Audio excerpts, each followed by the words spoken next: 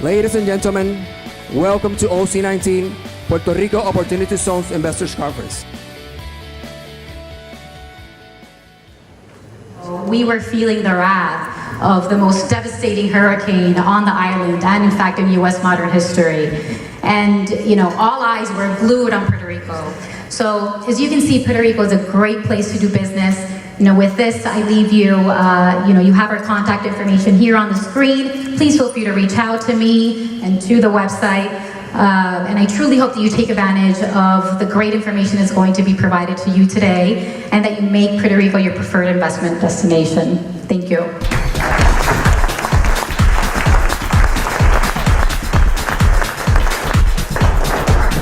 Thanks, Ella, and Invest Puerto Rico. Now, I would like to introduce the Secretary of Economic Development and Commerce. Please help me welcome Manuel Lavoy. Good afternoon, everybody, and thank you for being here, and thanks to the organizers for inviting us and being part of this excellent event to showcase why Puerto Rico is really the best place for O-zones and for investment. Including part of that strategy, we are moving forward with the very first microgrids at the industrial level. So we're open for tourism, we are open for business, and we want to thank you for being here. Thank you. In addition to the Jade, which is open, our next project in Isla Verde Beach is the Noir, which is going to be our 5-star property on the beach. You can see the Mare here on the right side, and the proposed Noir on the point. The Jade is just behind the Mare. So our vision is to be strong in Isla Verde Beach. And last but by no means least, Manuel Lavoy mentioned the Puerto Rico Film District. This is a project that we have with the district and the Ports Authority, which is going to be transformational for Puerto Rico. We want to build, we want to train, we want to educate, we want to make people ready for the future, and we want to be a part of what Manuel Lavoy talked about, the great vision for Puerto Rico, making this island an industrial, tourist, tech center for the world. It can be done. It needs vision, it needs capital, and it needs cojones. And if you have the cash, the capital, and the cojones, you've got a good chance. Thank you all very much, and welcome to Puerto Rico.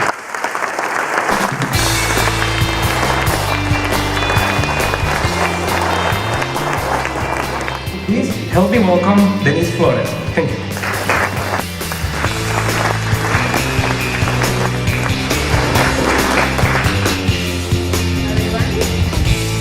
Is this working? No, thank you. Thank you for the introduction, better one. Approval of the bill, etc. So if you can, for a few minutes expand on that, I would appreciate it. Sure. So how many people in this room saw the movie The Social Network about Facebook? Yeah. Okay. So Justin Timberlake in real life is Sean Parker. Doesn't dance like him, doesn't quite look like him, but he's fortunately got more money than him, and so he was my co-founder of the Economic Innovation Group, and it was really his investment in the work we were doing in DC that really led to the creation of Opportunity Zones. The thing behind it is pretty simple. It's that if you're serious about getting capital and development and investment to more places around the country. Sorry to interrupt. We need to put pause on the meeting just for a few minutes. The governor of Puerto Rico is here, and we need to introduce him because his agenda is completely packed. So please help me welcome Mr. Richard Santana to introduce the governor of Puerto Rico.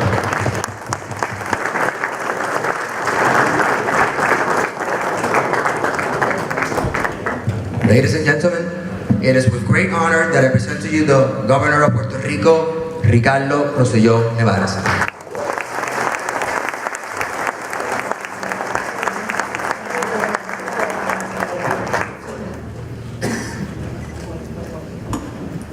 Well, good afternoon to all, and thank you. Sorry for interrupting. We were coming through the door and cracked it open a little bit. Saw that the conversation was great. But first of all, welcome to Puerto Rico. Welcome to our island. To me, Puerto Rico represents the biggest opportunity there is for us in the Americas. right now. We saw that there were certain opportunities that we had in the island, and that was the basis of our model for economic transformation. So what better place to invest? What better place to come live in? What better place to help recover from the biggest devastation, but at the same time showcasing that we have the best return on investment for all of you. This is the path for Puerto Rico right now, and I would ask all of you, if you're even sniffing at the idea of opportunity zones, that conversation cannot happen without looking at Puerto Rico, without looking at all of the opportunities we have, and without looking at the promising future that we can build together. So my petition to all of you is, if you're looking at this for investment, the opportunity is there, but you will also come join us to build a better and stronger Puerto Rico. Thank you very much.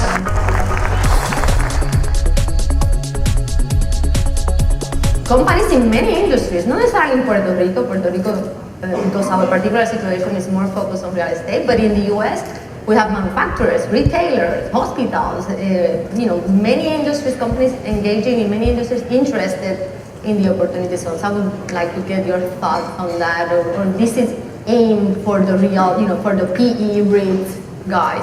I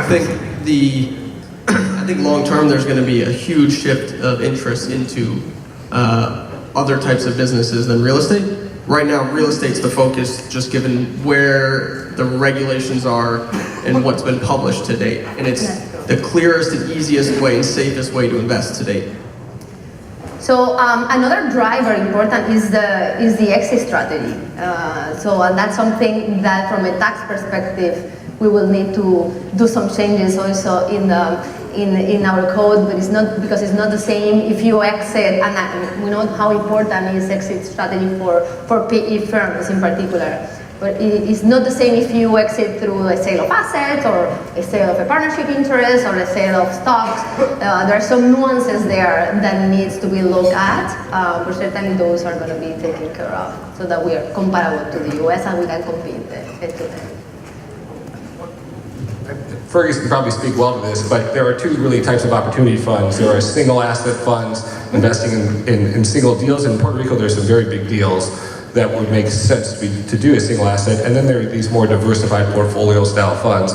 There are plenty of diversified funds, but they're more complicated when it comes to exit. And I bet, because of what's already complicated about Puerto Rico, that there are going to be rules and tax issues and incentives and other things that will complicate it, is that you'll see a lot of single asset vehicles here. Samara Road is really one of the pioneers in this space, in the single asset market of opportunity zones. So maybe Fergus can talk a little bit about how they view that. If you're exiting from a single asset, it's much simpler.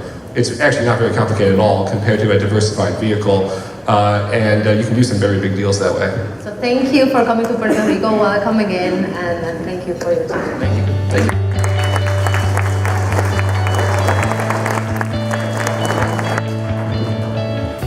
Thanks, Fergus. Thanks, Steve. And thank you, Denise. Thanks a lot. Now we're going to have a break, 20-minute break. Okay, now to discuss the Puerto Rico tax and legal framework, I would like to introduce Alberto Bacó, the PMPR founder. Please, let's give him a round of applause. Thank you.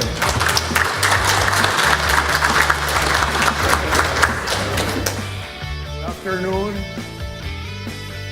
Thanks for staying here. This is very important. I know it's not easy to go through legal and tax considerations, but they're important.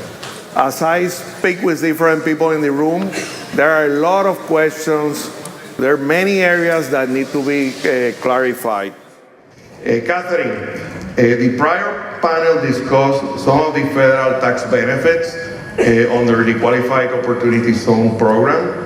Are there any further observations, comments that you would like to have, again, explaining basics of the U.S. legislation? Yeah, sure. you know, I think one of the first things to notice about the structure of a federal benefit is that it's really encouraging what we would call patient capital.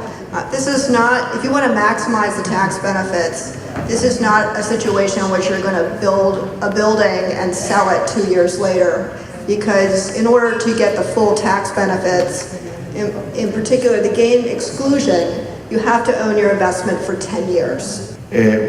Maria, we need Puerto Rico similar law to make it more effective, more attractive. Briefly explain why is this local law needed and what is going on with that legislation. Yes, as the governor mentioned before, they filed a piece of legislation, it's House Bill 1887, and it has its sister brother in the Senate also. But basically, this bill was filed in November, and it was expected to be approved by the end of the last session. It wasn't approved. And we're certainly hoping to have this bill approved this February. And why the importance of this bill? As it was mentioned also before, we're competing with 8,700 other opportunity zones around, the U.S. and other possessions. So we need to move fast to be in front of all those investors looking for the projects to where to put this money in, where to put these capital gains in. Ilya, tell us a little bit about the basics of buying real estate in Puerto Rico, what people should be aware Yes, on the legal side. Okay, first, buying real estate in Puerto Rico usually starts with an option agreement where the buyer has to put up a deposit. It's usually 5% of the purchase price that you put up front. And when you put up from this kind of money, you want to really look at the terms of these agreements, which are usually prepared by the seller's agent. So buyers should really be aware that they really have to review these agreements. So after that, the actual purchase agreement has to be done through a public deed. It is mandatory in Puerto Rico that a notary public drafts and authorizes this public deed. Notarial laws, as I said before, are strict. The notary in Puerto Rico has to comply with substance and form requisites that are very strict. And so when you actually sit down, when you actually have the deed ready, you need to know that actually the buyer and the seller have to be physically present before the notary to actually execute a public deed. If not, you have to have an authorized representative for a power of attorney. That's also a public deed that has to be drafted before a notary public. After the deed is done, there's another procedure that you have to record this deed before the property registry, which its principal purpose is to legitimize these documents and to offer protection to the owner and to have his title recorded. So many people do not know that these are proceedings that also have costs. There are notarial fees involved, there is internal revenue, there's presentation, inscription fees that you have to pay. So these are things that you have to consider when buying real property in Puerto Rico. Thank you, Ilya. Great. Cool final thoughts. We are not alone in this. This is a huge opportunity. Together with all the federal funding we are receiving, the acts, the private-public alliances, the opportunity zone is a great opportunity. In Puerto Rico, we need to go to promote Puerto Rico to the U.S. investors. They will not come to, only a few will come to us. We need to go out and we need to be able to think big, to provide big projects that are viable. This is our opportunity. This is the future of Puerto Rico. Thank you very much.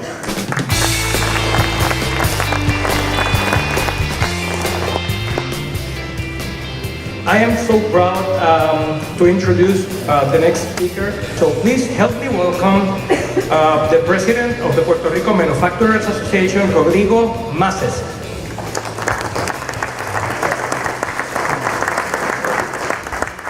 Thank you very much, and good afternoon, you all. This so far has been a very hectic week for us. We start celebrating the Electrical Summit this Monday and Tuesday in the Verdanza Hotel. Thank you, Rick. And after that, we kept going by sponsoring the Clinton activity, and now we're here because, as Alberto mentioned before, this is a very important opportunity. There's no doubt that the legislation of the Opportunity Zones, once it's been backed up by local legislation, it's going to become a unique position for Puerto Rican investors. And this afternoon, early in the afternoon, we have the opportunity of seeing Mr. Rosselló, Governor of Puerto Rico, expressing and giving us a graphic of how much money he thinks we will receive. And this panel is all about where the money is. And in order to show us where the money is, we have Dennis Gonzalez, Deputy Secretary of the Puerto Rico Department of Housing, and he will show us when and where the money is going to hit our communities and our businesses. So please, Dennis.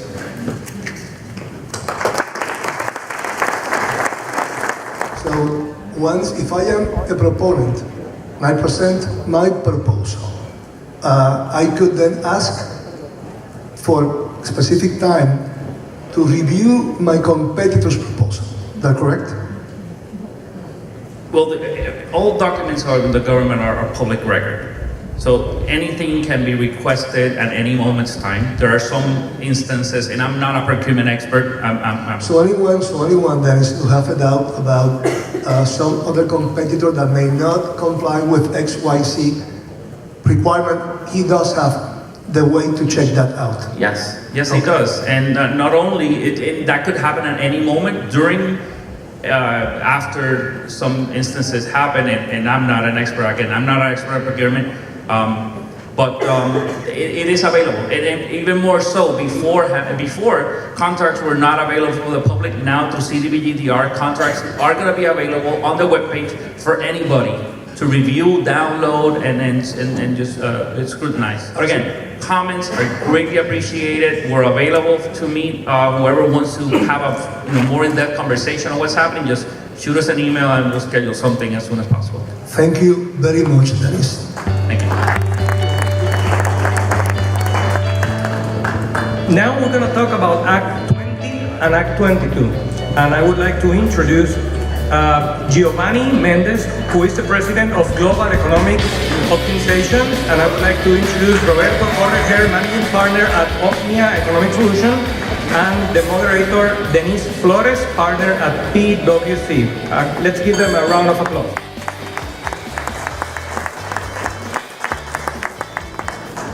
So Roberto, can you take the first step to introduce to the audience to the most important aspects of Act 20 and 22, and also what are you seeing currently in the market in terms of companies coming into Puerto Rico, their interest in services, etc. So if you please. Sure thing, Denise. So let me give you something that they already discussed, a lot of the incentives and the benefits. I want to talk a little bit about the requirements. So Act 2022.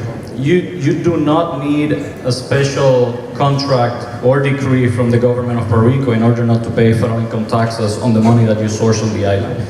Just by moving down to Puerto Rico and complying with IRS regulations in terms of bona fide residency, and that's something we can discuss a little bit further down the road, that would be enough for you not to pay federal income taxes on the money that you source down here. You need the Act 20 and 22 in order not to pay or have the special tax incentives on the Puerto Rico taxes. So what's here for? Let's start with Act 20, and let's discuss. Actually, maybe Act 22 first. Okay, that's fine, not a problem. but let's discuss without the potential bill approved and with it. So I wanted to start with Act 22 because earlier today they kind of did a census of who's here that's Puerto Rican and who's not.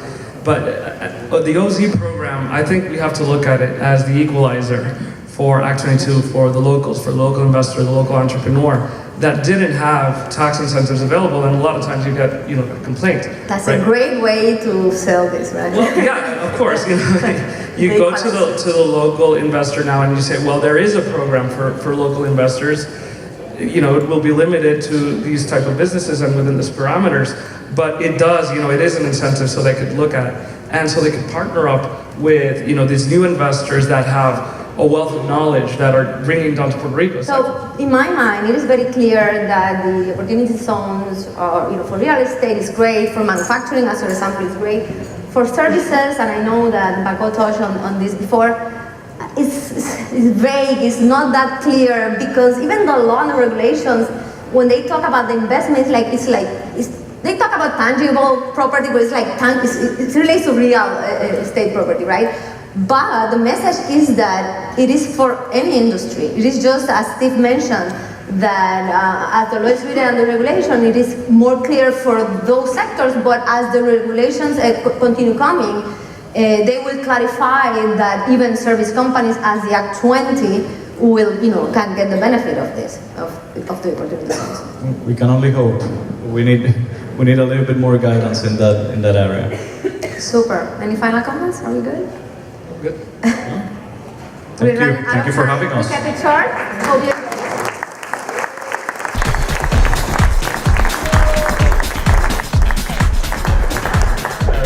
I would like to bring to the stage Franco Mondo, the global sales leader for BMA Group. Please, let's have a round of applause for him.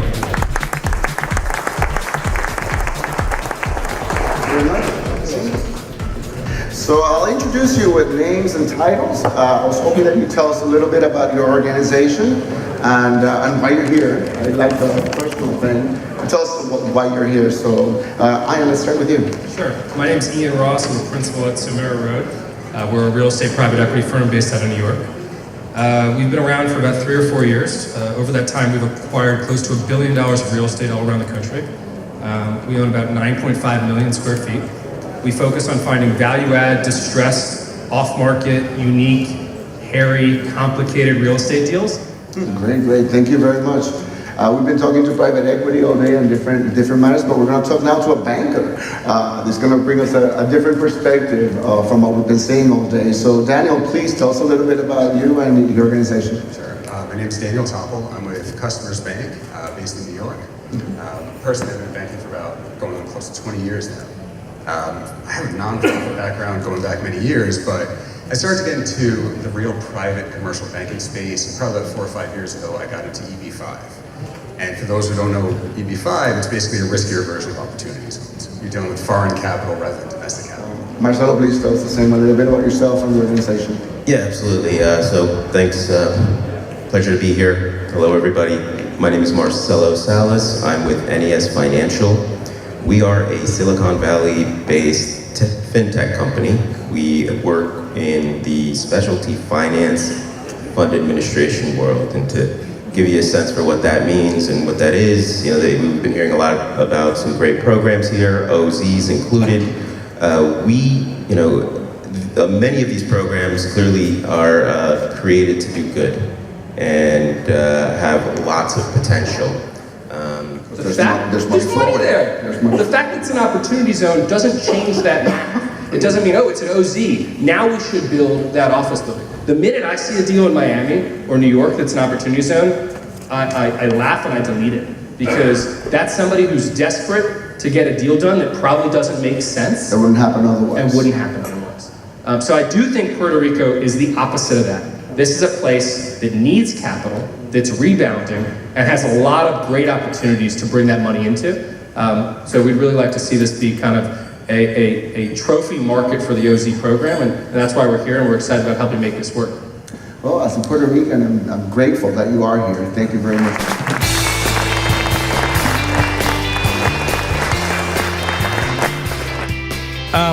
To finish our afternoon, I would like to introduce the person who made this event happen. He's been a friend of mine for more than 10 years. I'm really proud of the work he has done today and the future that his company is looking at. So I want you to help me with a round of applause for Richard Santana, CEO of Colectivo 360.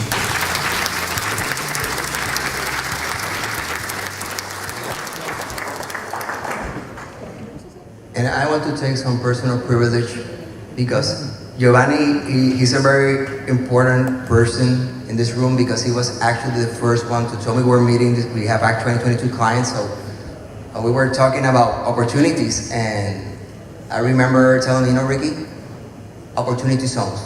That's the next big thing. Do your homework, and I did. So Giovanni, I have a lot of gratitude to you. You're a big part of this conference, so thank you. Well, I thank you, but congratulations to you because I just said that and maybe I told a lot of people I was preaching opportunities. I took it for serious. You took it serious and put this great conference together. This is great. So actually, congratulations. Thank you. And the good thing is that most of those municipalities are very distressed. Why Santurce? Because it was a vibrant district, and why La Serra? Because it was the most prominent street. Actually, where the salsa were promoted, start in La Serra Street, which is Calle La Serra.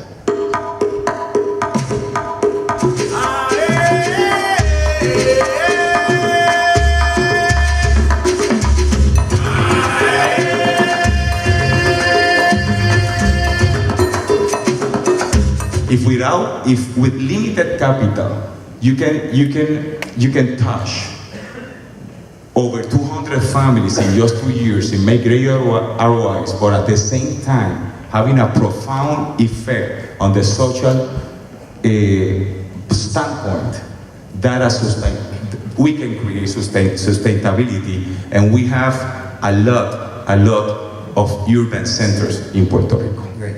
Scott, do you have any, as we wrap up, I know a lot of people want to go to the Mari and have some drinks and eat. Any final thoughts on the conference, just Puerto Rico, the OC space, any final thoughts? Well, I'm glad we came. The purpose of coming was really to learn. What OZ does for us potentially is give us optionality that we didn't have before. We're trying to figure out what that looks like. And coming to these conferences kind of helps solidify that. So, that's really it at this point. So thank you. So that means something. That means something. If the same inventory we're selling the same inventory that you cannot sell years ago, something is happening. I think this is besides OC funds, is the message that we wanted to take to the markets as Puerto Rico is open for business. There's a lot of opportunities. I truly believe that Maria was a blessing in disguise. It was a perfect storm. It was challenging, but I think we're stronger and better because of it.